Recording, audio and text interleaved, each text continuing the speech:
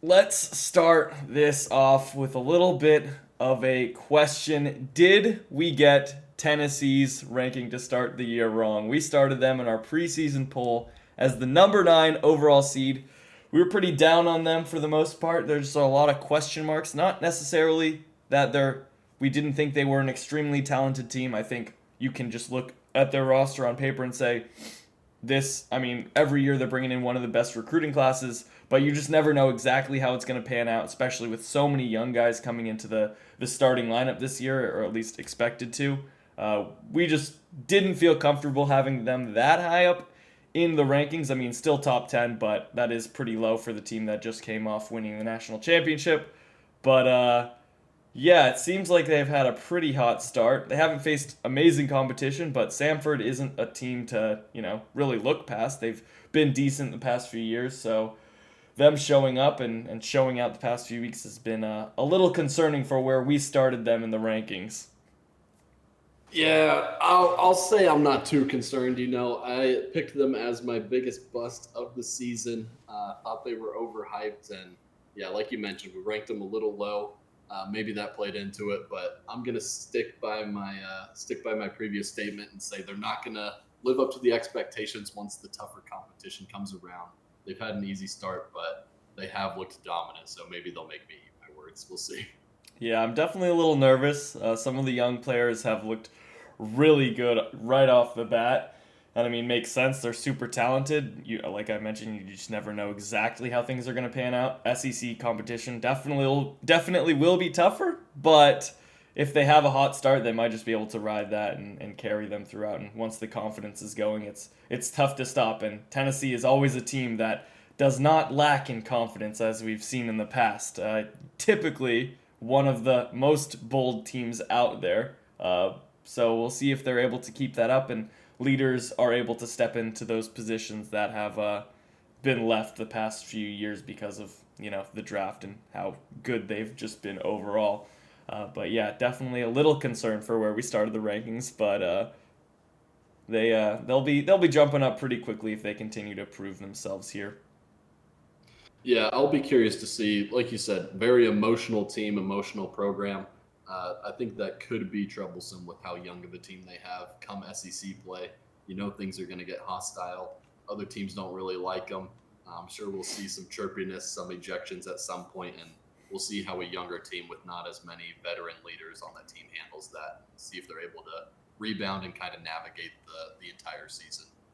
Yeah, and you're gonna get everybody's best, right? When you come off a national championship, I don't think an SEC team is overlooking Tennessee ever, but especially a team coming off a national championship definitely puts a chip on the shoulder of the opposing teams to get that little bit extra on a team that just won the big thing. So we'll see how things pan out. If they're able to continue, it might just find their way back up to that number 1 spot, especially with the big injury news at Texas A&M. We'll get into that a little bit later, but we're gonna jump now to our Player of the Week and Top Play of the Week. Starting with Player of the Week, we have Tristan Levesque, pitcher out of Rhode Island, faced Oregon, pitched 10 innings, 0 runs given up, 3 hits, 9 strikeouts, but did not end up getting the win because the game went extras and Oregon was able to pull off the walk-off on an error. So really tough,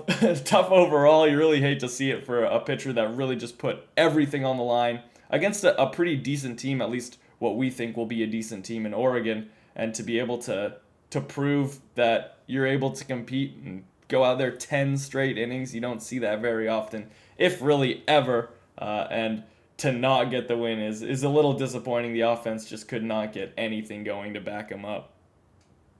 Yeah, I mean, super impressive performance from him. Unfortunate that he could not get the win there, but it really is impressive. We're very high on the position player group at Oregon, dealing with a few injuries right now, but that team put up 11 plus runs in the other 3 games of that series. So obviously they had no troubles with the rest of Rhode Island's pitching staff, but he absolutely locked it down, and you got to give props where props are due there. And so, yeah, just a stellar performance overall. Yeah, easily would have been just by far the top pick to choose from if he had got the win to just put him over the edge. But still, our player of the week here. Now jumping to our top play, we will insert the clip here now.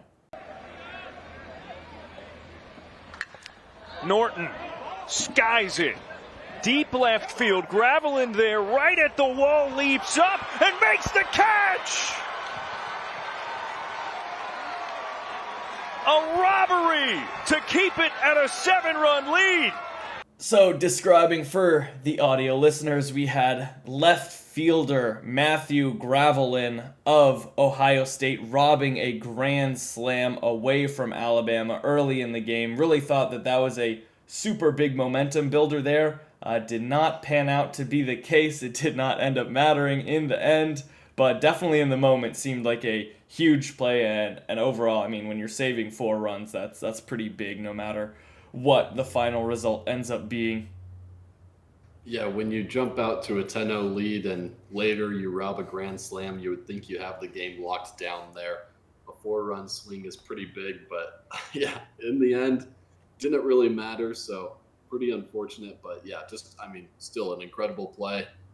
Just unfortunate that it didn't have the impact that they wanted there. Yeah, and speaking of Alabama with that huge comeback, we're going to now go into our rankings, and Alabama making the jump in partially because of that win, probably a big deal there. To be able to have that ability to make that comeback, even with getting a grand slam rob and the way the game ended, having a absolute nuke to walk it off, it was crazy. Alabama really showed some poise there throughout the entire game to be able to make a comeback like that. Ohio State has been super competitive for most of their games. I think only having 1 win now is a real disappointment for that squad. They have looked very solid overall, but Alabama proved that they deserve to be at least in consideration to be ranked. We brought them into number 22 now because they did also get a win over what was number 13 NC State on the weekend, and a Coastal Carolina team that is always hovering around being ranked for most of the seasons. Yeah, just impressive week. Those are 3 pretty big wins on the weekend. Ohio State, like you said, doesn't really have the record to back that up, but they've looked solid. And yeah, like you said, showed some poise, being able to stay in the game, being down 10-0, come back and win that game. Maybe didn't necessarily show poise after the game, posting the picture of everyone flipping off Ohio State. But you know what? I don't think they should apologize. I think Ohio State should apologize for blowing the 10-0 lead in the first place.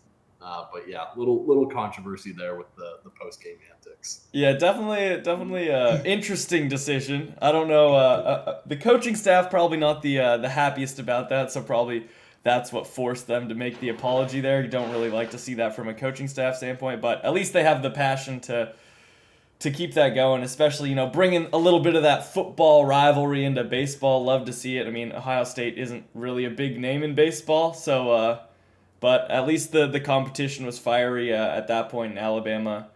Yeah, looked the part, and to continue that through. Maybe they're the team that's the most confident, speaking of that, in the SEC. Who knows? Maybe they're going to ride the wave on that, the crimson wave, if you will, and go through that. But now staying in the SEC, want to touch on Texas A&M here a little bit. Kept them at number 1. They won the series versus Cal Poly, but did lose 1 game, and I think the even bigger loss is obviously Gavin Grahovac for the season, done for the year. It's a tough one. What looks like probably the second best position player they have, maybe the second best player overall behind Jace Laviolette. He was insanely good as a freshman.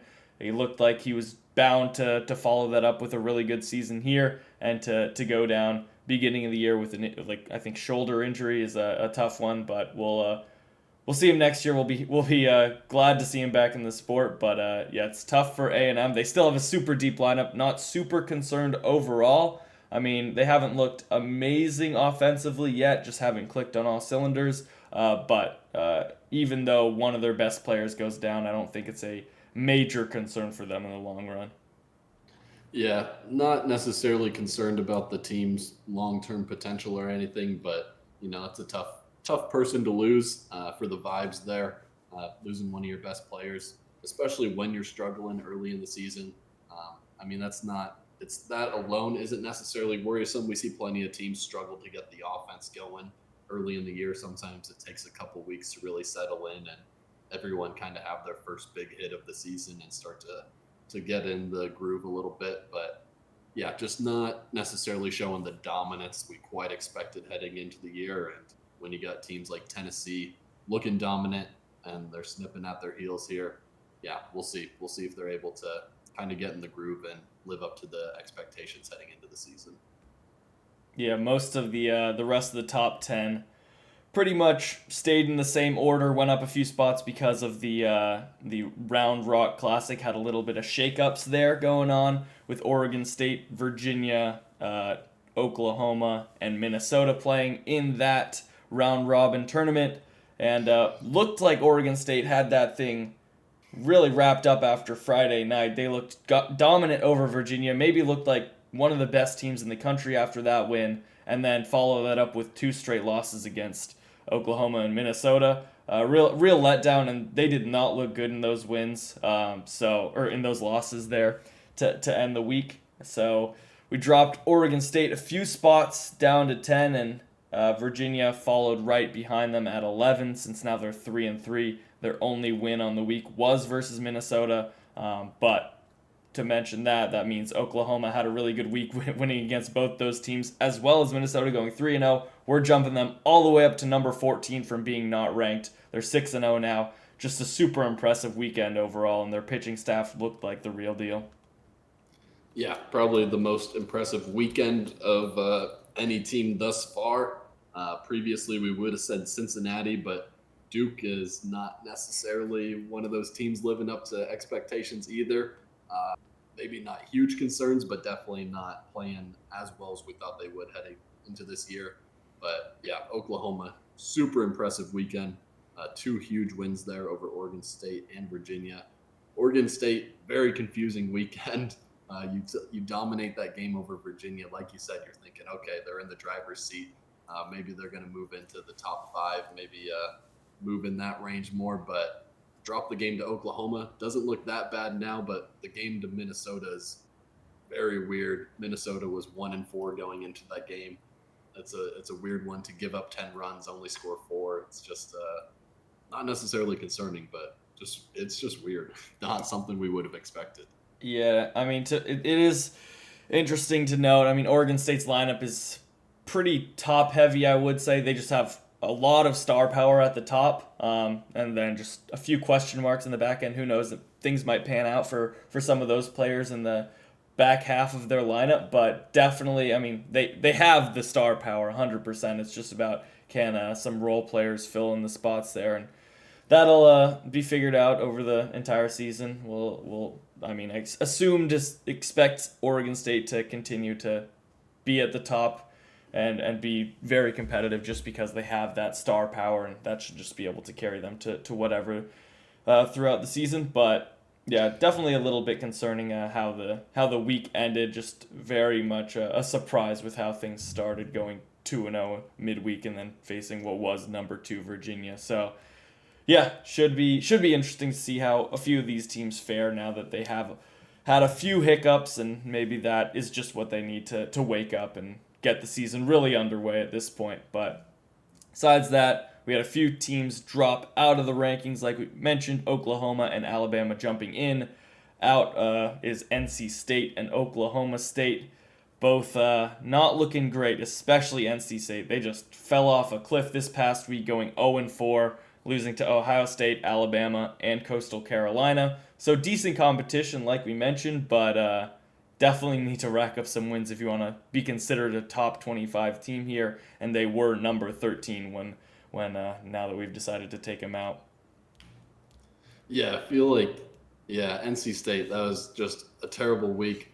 It seems a little reminiscent of last year where they had some bad losses early in the season, and then once conference play came around, they were just winning every series against top teams in the ACC. So maybe they're hoping to replicate that, get off to a rough start, but really turn things up once it comes to conference play and you're playing some of the best teams in the country. But yeah, not a great start there. And Oklahoma State it's just not a good look to. Neither week was terrible, but it's not a good look for your overall record to be 2-3 at this point. The 2 losses the previous week weren't bad losses, both losses to ranked teams, but this week going 1-1 against Texas State and Texas Arlington, just not a great look there. And there's other teams that are starting off hot, playing lesser competition, but just looking the part right now. And preseason rankings aren't necessarily going to hold up if you're not playing that well.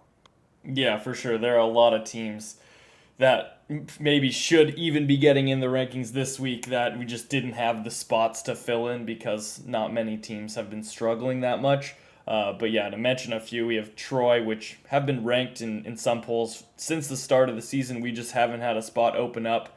They've just kind of been jumped by a few other teams. They had a decent week. They did lose at Auburn, which if they had won, probably gives them a little bit of a resume boost to maybe jump them into the top 25 here over some of the teams that we may have put in. But yeah, Troy, one of the teams that definitely should get in at some point if they continue to play well. Similarly, we have Southern Miss. That's probably number 26 right now for us, I would say.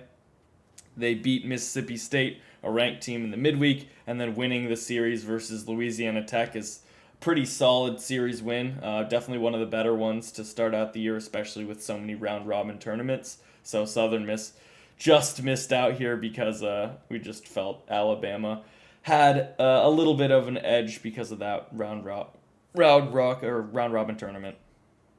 Yeah, and Southern Miss has a tough stretch coming up here, so they have a lot of opportunity to prove themselves and jump into this ranking. Have a midweek against Ole Miss, and then weekend series against TCU.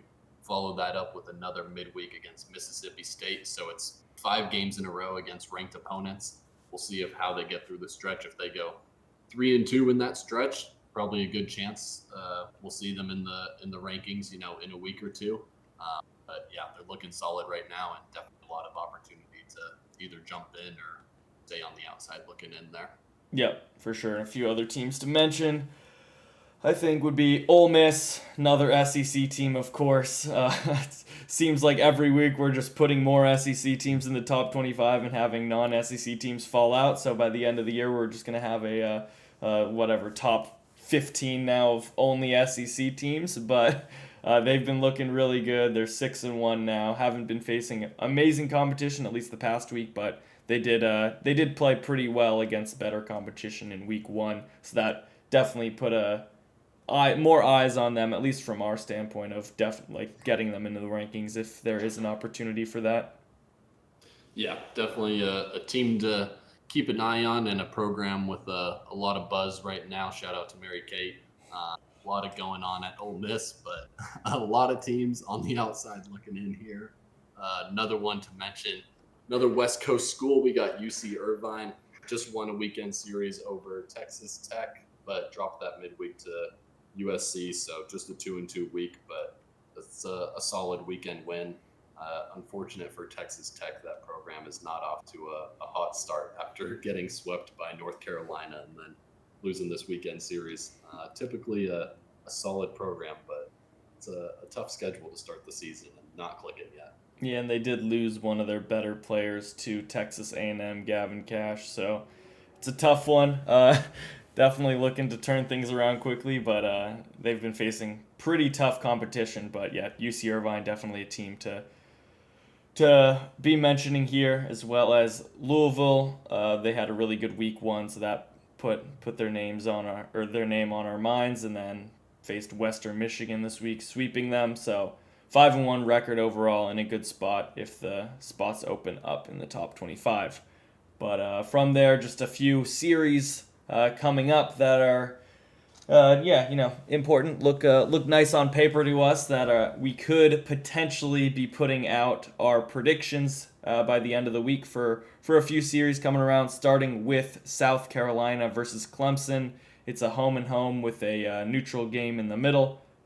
So that should be really exciting there. South Carolina, also a team that we probably could have mentioned as a team to jump in the top 25 at some point, but just any SEC team besides Missouri is potentially jumping into the top 25. They always seem to dominate the non-conference schedule. But yeah, this is huge for South Carolina if they're able to get some wins on a team like Clemson that could definitely propel them into one of these top 25 spots. Yeah, South Carolina, yeah, a team we have right on the outside there, 8-0 start, looking dominant with the new Pulmonary era there at South Carolina. So starting off hot with the new head coach. And yeah, big series. We've seen this one be a high energy, little hostile series before. So hopefully we get some interesting games there again. Hopefully see things get a little controversial. We like when things get heated. So yeah, gotta have more talking points, right? Exactly. the more things we can talk about, the better. Exactly. Yeah. Another big series coming up. We have Florida and Miami. It's at Florida. Miami, a team that another one of those teams that has a solid program, but doesn't really have a lot of buzz going into this year. Not a team that was ranked in any preseason polls, not ranked in our preseason poll, but off to a 7-1 start, and winning a series at Florida here could get them in that conversation. Especially if you sweep that series, it could be in the top 25. We'll see, but I don't think they have that in the bag, but we'll see. Yeah, definitely an interesting one. I mean, there's just finally we're getting to series that have some, I don't know, just potential to be upsets and some interesting headlines for sure. I mean, there obviously were some upsets, and that's why our rankings have switched around the past few weeks, but those were big surprises. These a little bit less with bigger names, but yeah, at least on paper, should be more interesting matchups.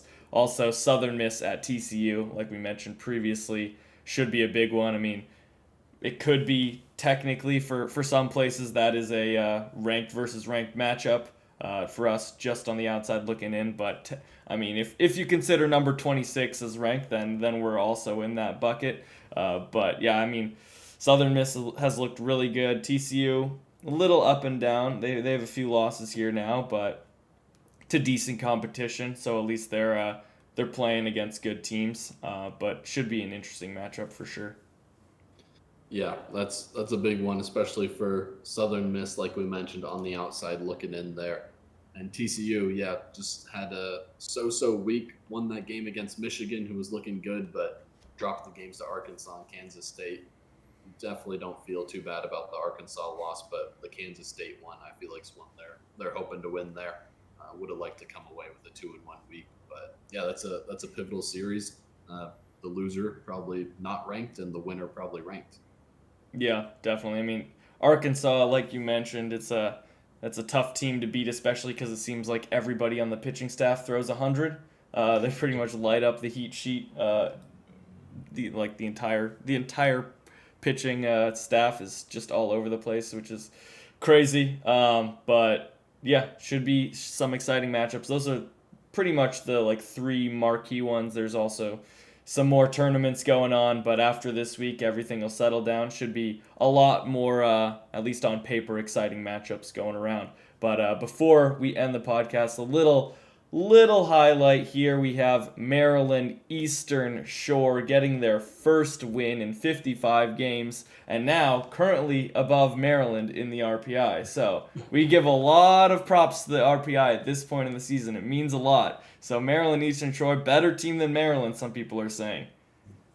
Yeah, some people, whoever creates the RPI is saying that. So, but yeah, big for the program. That's a long time. You feel good for those guys that were there all of last year to finally get one under the belt. But yeah, that's a tough stretch to play through, and glad they were able to get it out of the way early in the season.